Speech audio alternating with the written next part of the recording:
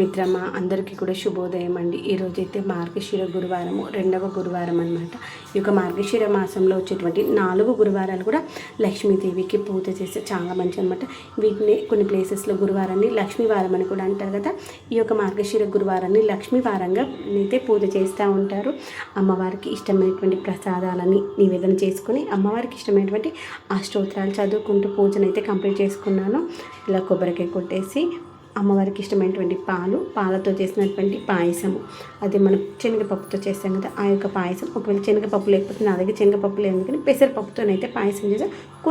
కొన్ని బియ్యం వేసేసి పాలతో పాయసం చేసాము. అమ్మవారికి అయితే చాలా ఇష్టం అన్నమాట.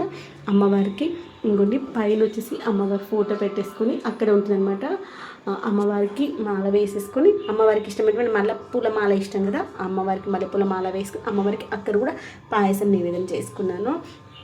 ఇక్కడైతే బుజ్జిగా నా దగ్గర ఒక కాయిన్ ఉంటుందన్నమాట, అమ్మవారి కాయిన్. ఆ యొక్క అమ్మవారి కాయిన్కి అష్టోత్తరాలు చదువుకుంటూ మనకి గురువింద గింజలు తర్వాత అక్షతలతోనైతే పూజనైతే చేసుకున్నాను. ఎంతో హ్యాపీగా అనిపించింది తెలుసా.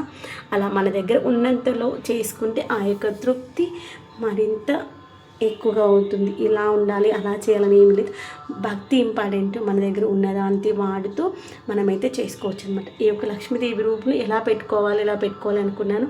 తర్వాత నా దగ్గర ఇలా చిన్నది ఒకటి ఇద్దరి ప్రమిద ఉందన్నమాట. అయితే ఆ యొక్క ప్రమిదకు పైన వచ్చేటువంటి కాడ తీసేసి దాంట్లో ఒక పువ్వు పెట్టేసి అప్పుడు అమ్మవారు ఆగారనమాట. అప్పుడు అమ్మవారిని అయితే అలానైతే పెట్టేసుకుని ఎంత హ్యాపీగా అనిపించిందో తెలుసా. నాకైతే మాటల్లో చెప్పలేను, అంత సంతోషం అయితే అనిపించింది. పూజ అనేటువంటిది మనము భక్తితో చేయాలి, నిష్టతో చేయాలి, అంతే.